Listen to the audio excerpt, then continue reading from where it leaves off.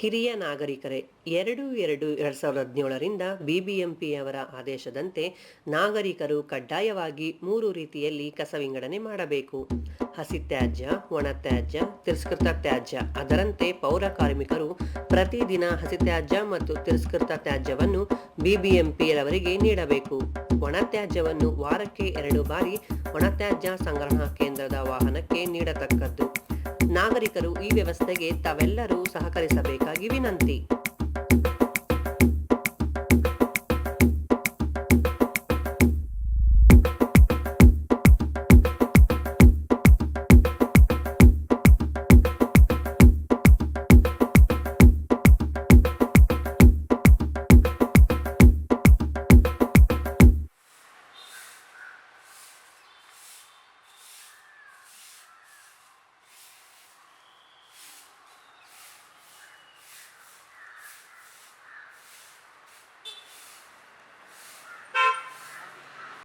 A decade and more ago, Bengaluru was in the headlines for lack of proper waste management.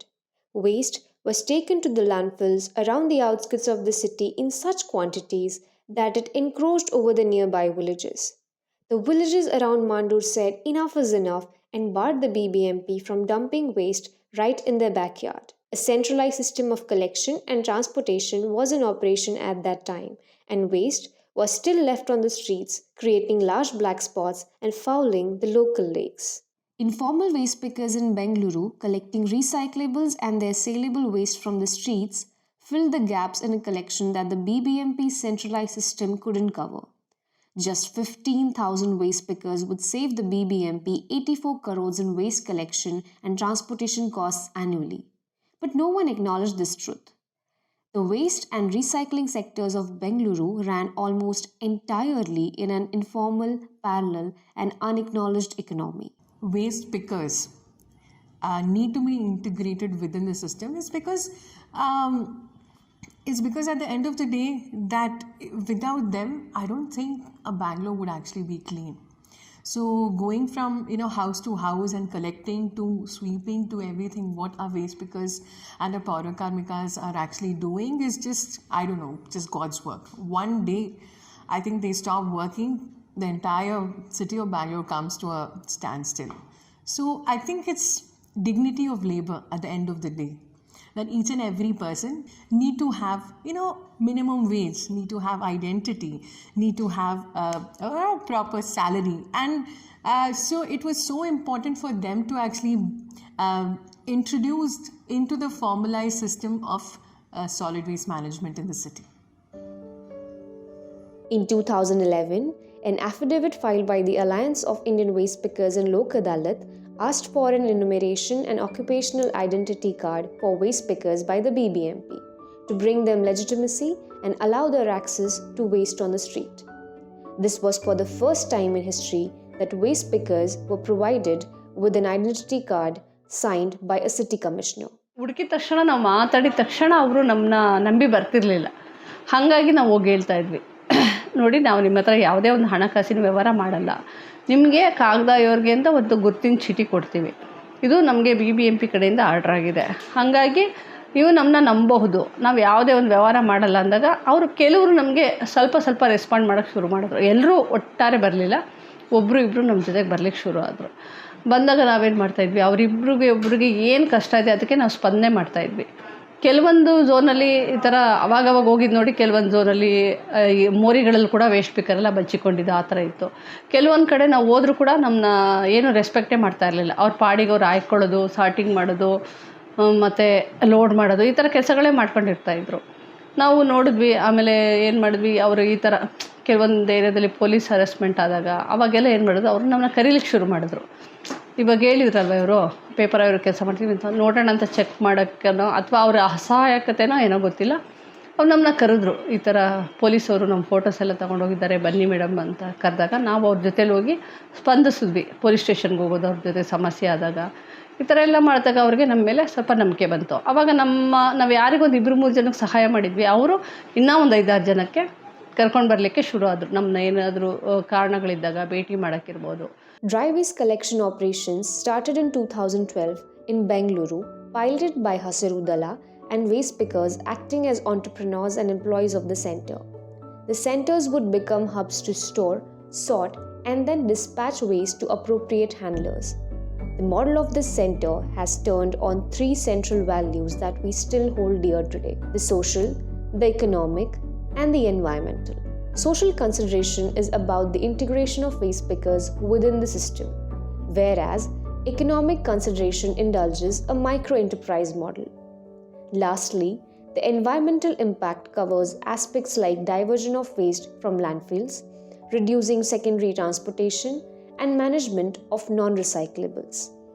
In 2013, Memorandum of Understanding was signed between Hasiru Dala and the BBMP as a pilot experiment. The question arises, can a waste picker manage a dry waste collection center? ಆಮೇಲೆ ಅವ್ರು ಕೇಳಿದ್ರು ನಮ್ಮನ್ನು dry waste collect centre ನೀವು ನಡೆಸ್ತೀರಾ ಅಂತ. ನಾವು ಇಲ್ಲ, ನಮ್ಮ ಕೈಲಿ ಆಗೋದಿಲ್ಲ ಅಂತ ನಾವು ಹೇಳಿದ್ವು. ಆಮೇಲೆ ನಾವೇ ಇವಾಗ ನಾನು ಸುಮಾರು 10 ವರ್ಷ ಹುಡುಗಿಯಿಂದನೂ 30 ವರ್ಷ ಗಂಟನೂ ಸರ್ವಿಸಲ್ಲಿ ಇದ್ದೀನಿ. ಇದರಲ್ಲಿ ನಾವೇ ಯಾಕೆ ತೊಗೊಂಡು ಮಾಡಬಾರ್ದು ಅಂತ ಹೇಳಿ ಅದನ್ನು ತೊಗೊಂಡು ಮಾಡ್ತಾಯಿದ್ದೀವಿ. Waste pickers took the role of waste collection service providers, entrepreneurs who managed DWCCs, keepers that kept data records, and campaigned for proper segregation of waste. Hasiru Dala acted as support, offering trainings for skill development to enhance the waste pickers' professionalism and service. ಎಲ್ಲ ಅವ್ರು ಹೇಳ್ಕೊಡ್ತಾರೆ, ಅದು ಎಲ್ಲ ತಿರ್ಗಾ ನಾವು ಬೇರೆಯವ್ರಿಗೆ ಹೇಳ್ಕೊಡ್ಬೇಕು. ಈ ವೇಸ್ಟ್ ಸೆಗ್ರಿಗೇಷನ್ ಇರಲಿ, ಗೊಬ್ಬರ ಮಾಡೋದಿರಲಿ, ರೀಸೈಕ್ಲಿಂಗ್ ಫ್ಯಾಕ್ಟ್ರಿ ಕಳಿಸೋದಿರಲಿ, ಮತ್ತು ನಾವು ಜನ ಹತ್ರ ಮಾತಾಡೋದಿರಲಿ, ಇದು ಎಲ್ಲ ನಮ್ಗೆ ಹೇಳ್ಕೊಡ್ತಾರೆ ಹಸಿರುದಲ್ಲ. ಹೇಳ್ಕೊಟ್ಟ ಮೇಲೆ ತಿರ್ಗಾ ಹೋಗಿ ಎಷ್ಟು ಮಟ್ಟಕ್ಕೆ ಅದನ್ನು ನಾವು ಯೂಸ್ ಮಾಡ್ತೀವಿ ಅಂದರೆ, ಅದಕ್ಕಂತ ದೊಡ್ಡ ಒಂದು ಹೆಮ್ಮೆ ಅಂದರೆ ನಮ್ಮ ಇಂಡಿಯನ್ ಆರ್ಮಿಗೆ ನಾನು ಟ್ರೈನಿಂಗ್ ಕೊಟ್ಟಿದ್ದೀನಿ ಸೆಗ್ರಿಗೇಷನ್ ಮಾಡಬೇಕಂತ. ಇಂಡಿಯನ್ ಆರ್ಮಿಗೆ ಟ್ರೈನಿಂಗ್ ಕೊಟ್ಟಿರೋದು ತುಂಬ ದೊಡ್ಡ ಸಂತೋಷ. ಏನಂದರೆ ಅವ್ರು ಯಾರೂ ಲೋಕಲ್ ಜನ ಇಲ್ಲ, ಎಲ್ಲ ನಾರ್ತಿಂದ ಬಂದಿರೋರು. ಅವ್ರಿಗೆ ನಾವು ಒಂದ್ಸಲಿ ಸೆಗ್ರಿಗೇಷನ್ ನಾವು ಟ್ರೈನಿಂಗ್ ಕೊಟ್ಟಿರೋದಕ್ಕೆ ಅವ್ರ ಊರಿಗೆ ಕೂಡ ಹೋಗ್ಬಿಟ್ಟು ಅಲ್ಲಿ ಸೆಗ್ರಿಗೇಷನ್ ಅವ್ರು ಮಾಡ್ತಾಯಿದ್ದಾರೆ. ನಾವು ಯಾಕಂದರೆ ಆ ಥರ ಅವ್ರಿಗೆ ನಾವು ಟ್ರೈನಿಂಗ್ ಕೊಟ್ಟಿದ್ದೀವಿ, ನಮ್ಮ ಪರಿಸರ ಬಗ್ಗೆ ಅವ್ರಿಗೆ ನಾವು ಹೇಳಿದ್ದೀವಿ. With some success demonstrated, the experiment was extended to 2 more wards covering 4,500 households in 2015 to 2016. Based on its positive impact, the citizens demanded segregated collection in the city.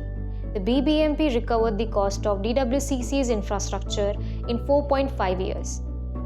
Based on the multiple successes of what was already being called the Bengaluru model, the National Solid Waste Management Rules in 2016 pronounced that waste pickers should be allowed to manage material recovery facilities and receive municipal recognized occupational ID cards. The BBMP also saw the advantages of having DWCCs in all wards, reducing secondary transportation and increasing the recovery of raw material for recycling from waste. Thus, a 2-bean 1-bag methodology of the collection started.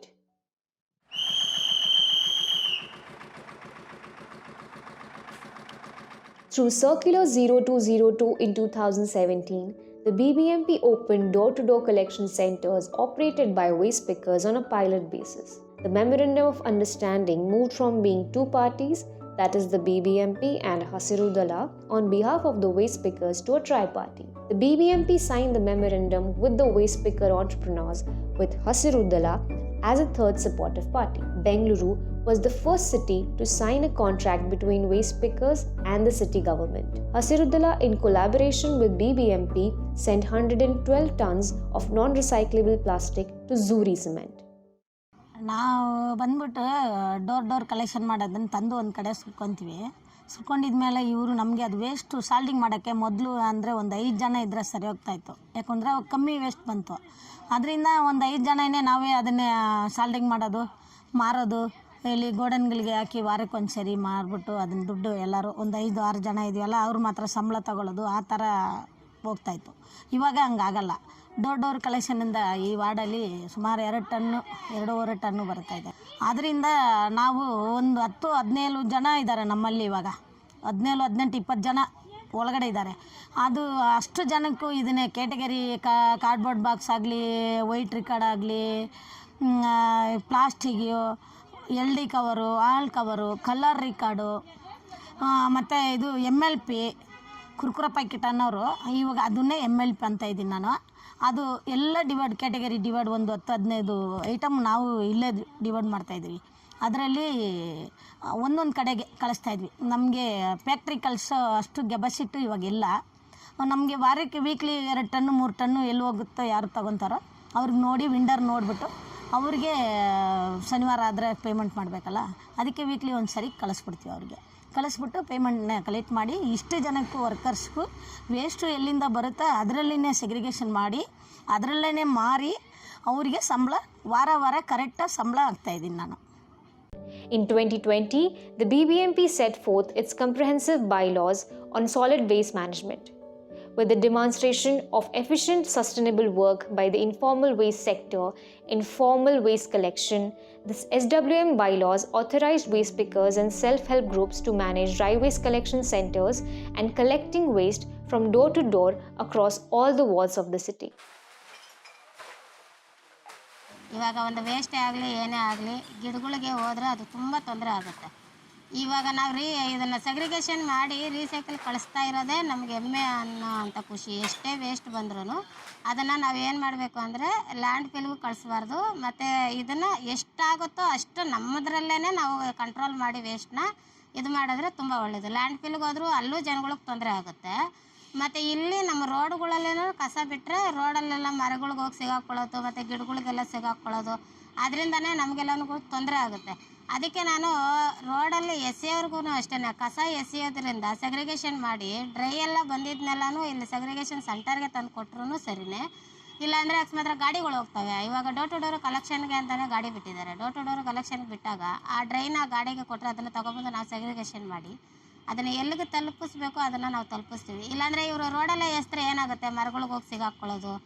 ಅದನ್ನು plastic ಸವಿಯೋದೇ ಇಲ್ಲ, ಅದು 300 ವರ್ಷ ಆದರೂ ಸವಿಯೋದಿಲ್ಲ, ಮಣ್ಣಲ್ಲಿ ಊದ್ಕೊತದೆ ಹೊರತು ಅದಕ್ಕೆ ಕರಗೋದು ಇಲ್ಲ, ಅದೇನೂ ಆಗೋದಿಲ್ಲ. ಅದನ್ನು ಇದಾದರೆ ನಮ್ಗಳಿಗೆ ಎಫೆಕ್ಟ್ ಆಗೋದು.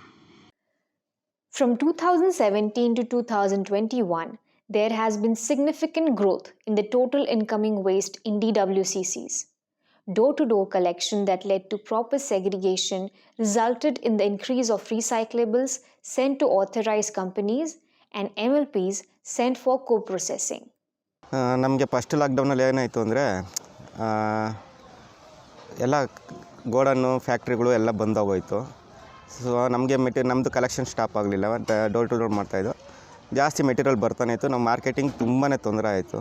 ಎಷ್ಟು ತೊಂದರೆ ಆಯಿತು ಅಂದರೆ ಲೇಬರ್ಗೆ ಪೇಮೆಂಟ್ ಕೊಡೋಕ್ಕೂ ನಮ್ಮ ಕೈಲಾಗಲಿಲ್ಲ, ಅಷ್ಟು ತುಂಬ ತೊಂದರೆ ಆಗೋಯಿತು. ಆವಾಗ ನಾವು ಎಲ್ಲಿ ಮಾರ್ಕೆಟಿಂಗ್ ಮಾಡೋಕ್ಕೆ ತುಂಬಾ ಕಷ್ಟ ಅಂದರೆ ತುಂಬಾ ಕಷ್ಟ ಆಯಿತು. 10 ರೂಪಾಯಿ ಇರೋ ಮೆಟೀರಿಯಲ್ 3 ರೂಪಾಯಿ 4 ರೂಪಾಯಿ ಆ ಥರ ತೊಗೊಂಡೋಗ್ತಾಯಿದ್ರು. ಅದರಿಂದ ನಮಗೆ ತುಂಬಾ ಲಾಕ್ಡೌನಲ್ಲಿ ತುಂಬಾ ನಷ್ಟ ಆಯಿತು.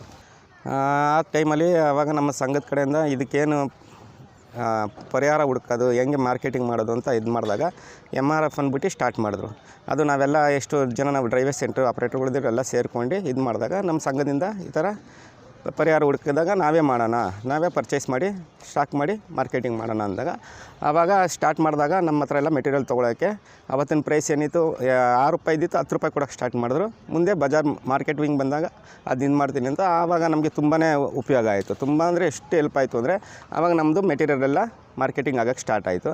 ಆದ್ದರಿಂದ ನಮಗೆ ಸೆಕೆಂಡ್ ಲಾಕ್ಡೌನಲ್ಲಿ ಕೆಲಸದವರಿಗೆಲ್ಲ ಸಂಬಳ ಕೊಡೋಕ್ಕೆ ಇದಕ್ಕೆಲ್ಲ ನಮ್ಗೆ ತುಂಬಾ ಒಳ್ಳೆ ಉಪಯೋಗ ಆಯಿತು. ನಾವು MRF ಮಾಡಿದ್ರಿಂದ ನಮ್ಮ ಮೆಟೀರಿಯಲ್ಗೆ ಒಂದು ಒಳ್ಳೆ ಮಾರ್ಕೆಟಿಂಗ್ ಬಂತು.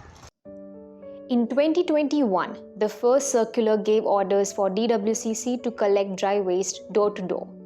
We began to see the results of this new rule of order. In ward number 177, that is JP Nagar, recyclables collected went from 600 kilos to 2000 kilos a day. While in Koran Kunte, ward number 195, the amount increased to 5 tons per day. In Bangalore South Division, about 140 tons of non-recyclable is going to co-processing every single month. Recently, an initiative of forming self-help groups has started within multiple DWCCs. These groups are formed by the members working in the center itself to make better investments with their earnings. The system allows them access to flexible loans having lower interest than that of banks. As a homemaker, if I wanted to tell, see, I was not knowing much about like how we need to segregate the waste. We were mixing the waste and we were giving for the collection. But later on, when we started, we thought this was becoming a very big issues everywhere. Like if you go to the outskirts, they will take the mixed waste and they used to burn. It was causing toxic problems and all everywhere. Who is residing near the outskirts? So we were not knowing like what to do, whom to contact. Then when we started a group, then we thought, okay, first thing we should see, this is a major issue where everywhere we are facing. It is faced everywhere. So we thought we have to do something, we need to bring changes in this. So then we learned, first we have to learn how we have to segregate. And of course, we have Kumuda as our coordinator for dry waste collection center. I mean, who does a great, amazing job, and she has her own vehicle and she manages her own team. जो हमें madam बोल के समझ रही, वो हमारे दिल में मैडम है, तो हमारे जोड़ में वो फ्रेंड है.